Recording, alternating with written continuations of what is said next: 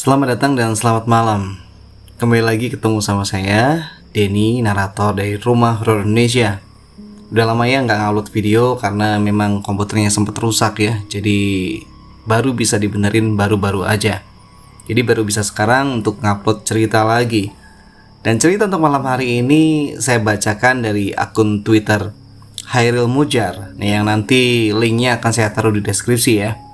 Dengan judul Gunung Sumbing, aku ikut ke rumah. Begini ceritanya. Saya mau cerita tentang pendakian saya 2 tahun silam. 1 Maret 2020, tepatnya pukul 9.27. Kita memulai pendakian. Saya mendaki bersama 6 orang teman saya, diantaranya Apit, Devin, Igras, Jajai, Kebel, dan Milan. Saya mohon maaf kalau misalnya saya mengucapkan namanya dengan pengucapan yang salah ya. Dalam pendakian ini hanya saya yang belum pernah mendaki gunung manapun. Kala itu pagi cukup cerah, dengan sinar matahari yang hangat menembus celah-celah awan yang merekat, meredam sejuk dan dinginnya udara di Wonosobo. Sepertinya alam menyertai pendakian kita kali ini. Kita akan mendaki Gunung Sumbing via Bowongso dengan bekal dan alat yang sudah kita persiapkan matang dari jauh-jauh hari. Rasanya kita sudah sangat siap untuk memulai perjalanan ini. Perjalanan dimulai dari base camp menuju pintu gerbang dengan menunggangi ojek di sekitar. Tujuannya agar membantu pertumbuhan ekonomi di masyarakat setempat. Memang kita yang malas untuk berjalan terlebih dahulu dengan jarak yang lumayan jauh. Jalannya yang bebatuan dan bolong-bolong membuat perjalanan asik walaupun pantat terasa nyeri. Dengan biaya Rp20.000, kita hanya butuh 15-20 menit untuk sampai di pintu gerbang. Sebelum memulai pendakian, tentunya kita membaca doa terlebih dahulu agar perjalanan kita aman dan selamat sampai tujuan. Karena sejauh-jauhnya kita melangkah, tujuan utamanya adalah kembali ke rumah. Berjalanlah kita dengan ritme yang santai. Kita mau menikmati pendakian kali ini. Sekitar jam 11.30, 1 jam dari pintu gerbang, rintik-rintik hujan pun mulai berjatuhan. Kita bergegas untuk mencari tempat perteduhan sekalian untuk beristirahat. Kita berteduh di sebuah warung bambu tua yang sudah mulai lapuk dekat gardu pandang. Sembari istirahat, kita bersiap-siap untuk memakai jas hujan. Kebel lupa kalau jas hujan dan celana yang ia pakai berwarna hitam, yang mana di Gunung Sumbing kita tidak boleh untuk memakai pakaian serba hitam. "Bel, tukar saja jas hujannya sama saya. Pakaianmu serba hitam," ajak Devin yang tahu kalau itu dilarang. "Gak usah, aku mau pakai ini aja," jawab Kebel dengan egonya. Sebenarnya kita sudah diperingatkan oleh orang base camp untuk tidak memakai pakaian serba hitam. Namun Kebel tetap saja dengan kepala batunya. "Sakarapmu wewes," saut Devin yang mulai kesal. Setelah istirahat yang lumayan lama, kita pun memutuskan untuk melanjutkan pendakian. Baru beberapa menit berjalan, Kebel mengeluh merasakan pegal-pegal.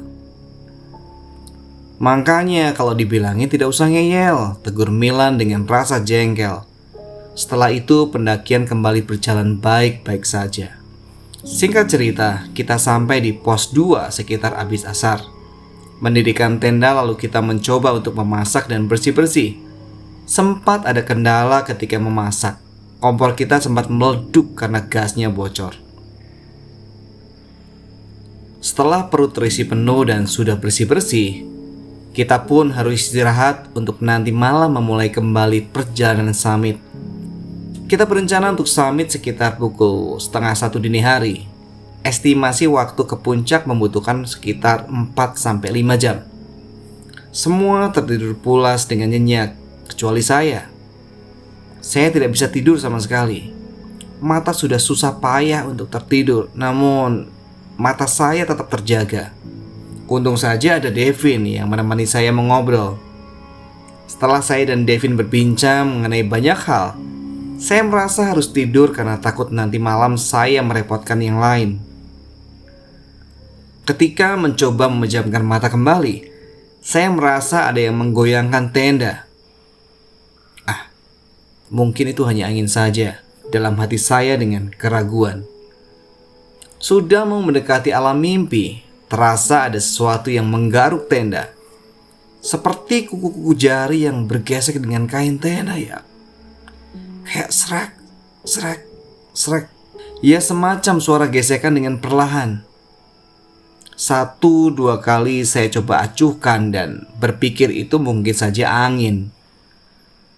Namun itu terus berlanjut sampai ketiga kalinya.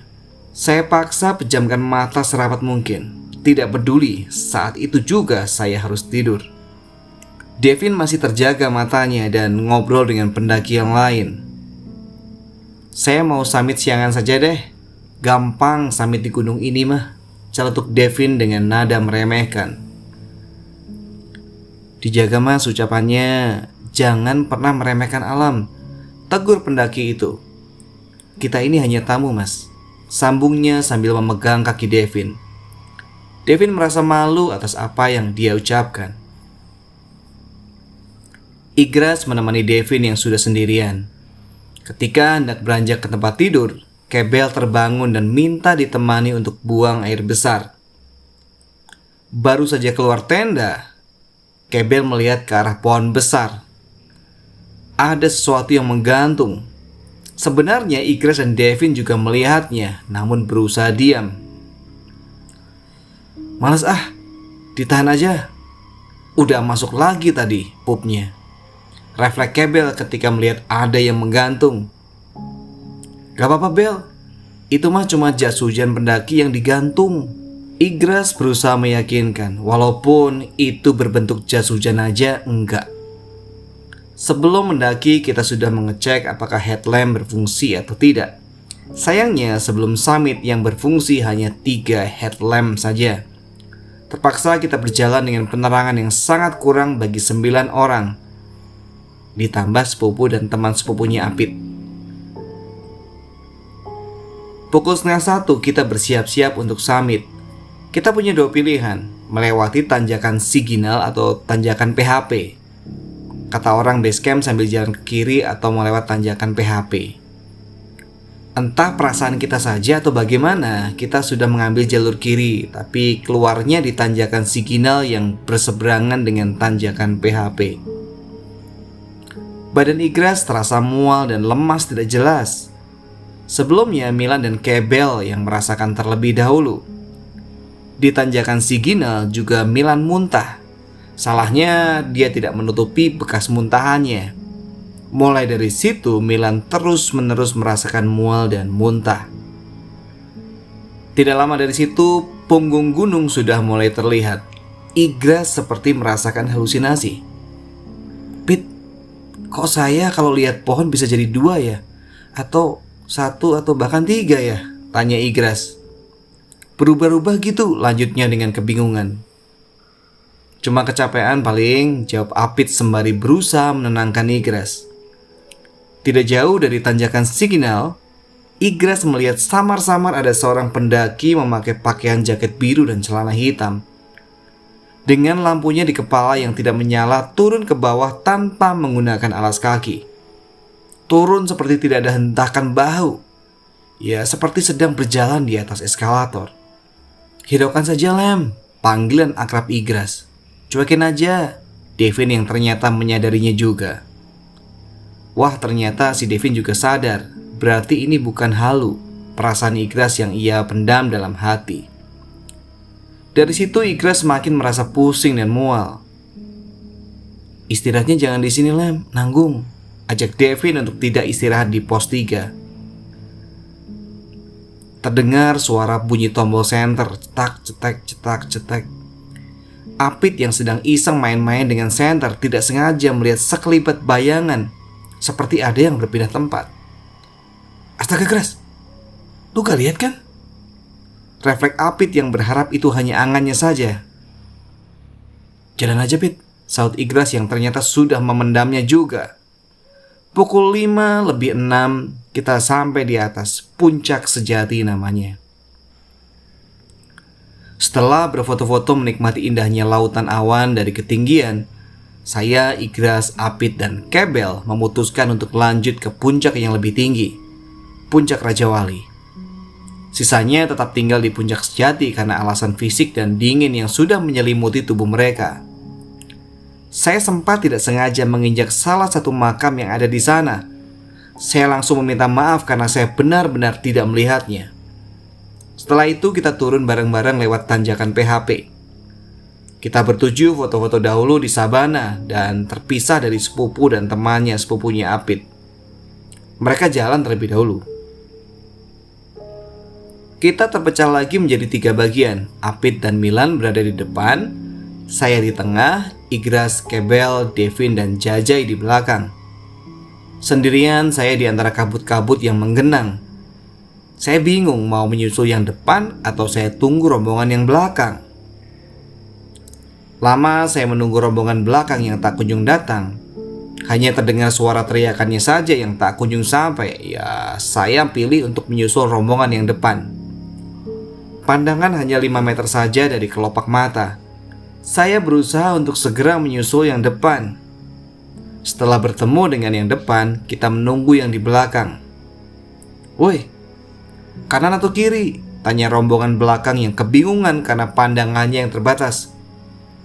"Ambil kanan, Bel," saut saya yang berusaha memberitahu keberadaan kita.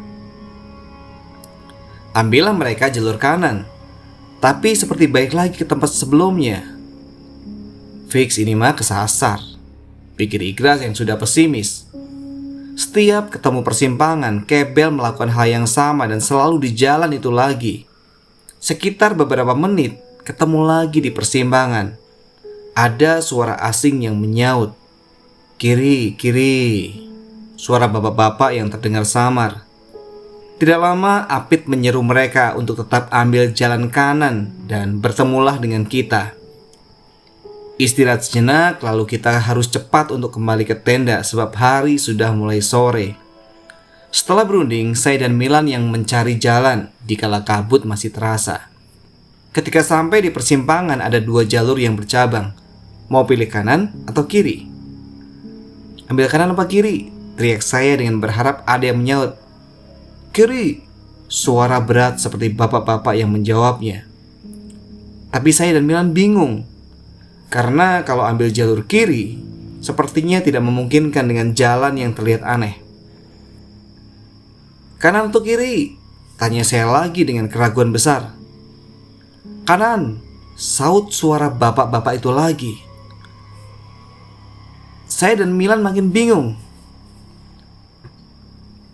"Yang benar aja, kanan atau kiri?" tanya saya sekali lagi yang sudah mulai dengan sangat kesal. "Kamu putar balik, lalu kembali lagi ke atas." Suara yang lebih berat dan menggema. Kita terdiam dan termenung. Tidak lama setelah mendengar suara itu, Milan tiba-tiba saja muntah lagi. Bareng-bareng aja carinya. Milan muntah," teriak saya ke teman-teman yang sedang menunggu di belakang. Ketika mereka berjalan menyusul saya. "Gras, lihat kanan. Apaan itu?" tanya Apit dengan raut wajah yang panik. "Astaga, apaan itu? Gede banget, Pit," saut Igras yang melihatnya juga. Terlihat samar-samar Igras dan Apit melihat seperti sosok badan hitam besar dengan bentuk menyerupai pohon terlihat di antara celah-celah kabut yang menghadang. Setelah melewatinya, mereka menengok ke belakang. Ternyata memang tidak ada pohon di sana karena kita masih di dekat sabana yang jarang ada pohon besar. Setelah kembali bersama-sama, sepupu Apit menghampiri kita dengan kebingungan. "Loh, kok kalian lewat sini?" tanya sepupu Apit dengan keheranan. Ternyata jalur yang kita lewati adalah jalur yang terhalang alang-alang yang sangat tinggi dan tidak mungkin pendaki melewati jalur itu. Sepupu Apit memberitahu kalau kita keluar dari arah timur, sedangkan jalur kita ke atas itu lewat utara. Dengan tuntutan besok masih harus sekolah, kita bergegas untuk cepat turun dan takut di jalan bertemu dengan gelap. Tidak ada kejadian apa-apa sampai kita bertemu pintu gerbang. Duh, Suming dingin banget ya. Pegel pula, bercanda Devin kepada saya. Tidak usah asal kalau bicara, tegur saya. Mengeluh itu tidak boleh di gunung seperti ini karena bisa kejadian yang lebih aneh. Seperti berkata dingin nanti akan jadi sangat dingin gitu deh. Nih, ada yang mau gendong jar. Devin yang masih terus bercandain saya. Asal banget, ucap saya yang mulai takut. Di situ Devin merasa seperti ada yang menggoyangkan carrier saya. Bukan karena hentakan dari kaki atau bahu saya, tapi karena arah goyangannya kanan kiri, bukan ke atas bawah. Sampai di base camp, kita istirahat dan bersih-bersih sebentar. Setelah itu kita harus pulang kembali. Setelah turun dari gunung, sepertinya masih ada yang mengikuti Devin sampai ke rumah. Ketika sedang mandi, seperti ada yang mengintip dari celah luar. Aku ikut yo mas. Suara dengan pelan dan beralun lirih. Dengan perawakan perempuan yang memakai baju putih lusuh, bercorak kecoklatan kotor, dengan rambut panjang kusut yang menilik ke arah Devin. Sontak Devin merasa panik dan mempercepat mandinya. Devin bercerita kepada ayahnya tentang kejadian-kejadian yang ia alami selama mendaki dan yang baru saja terjadi. Makanya kalau di alam tuh yang sopan, tegur ayahnya. Kita ini cuma tamu, harus menghargai yang sudah dahulu berada di situ, sambung ayahnya. Tidak hanya Devin. Setelah dari sana, Milan tidak bisa makan nasi selama 3 hari. Dipaksa pun akan keluar lagi. Kita bertanya ke orang base camp dan disuruh untuk memakan madu yang sebelumnya diberikan ketika kita mendaki. Sekian cerita dari saya. Jika ada penuturan kata dan pengucapan yang salah, mohon dimengerti dan dimaafkan. Tujuan saya membuat cerita ini bukan mau menunjukkan seberapa seram cerita saya, melainkan ingin mengingatkan jika pergi ke suatu tempat, kita hanyalah sebagai tamu di sana. Banyak pelajaran dan hikmah yang saya dan kawan-kawan dapatkan dari perjalanan ini. Petik banyak positifnya, kubur dalam sisi negatifnya. Akhir kata, mendaki bukan hanya soal kita menggapai puncak, karena esensi sebenarnya bukan berada di ketinggian, melainkan seberapa baik kita menghargai alam. Oke teman-teman, sekian cerita kita untuk malam hari ini. Terima kasih sudah mendengarkan sampai akhir. Kita bertemu di cerita-cerita seram berikutnya. Selamat malam, selamat beristirahat.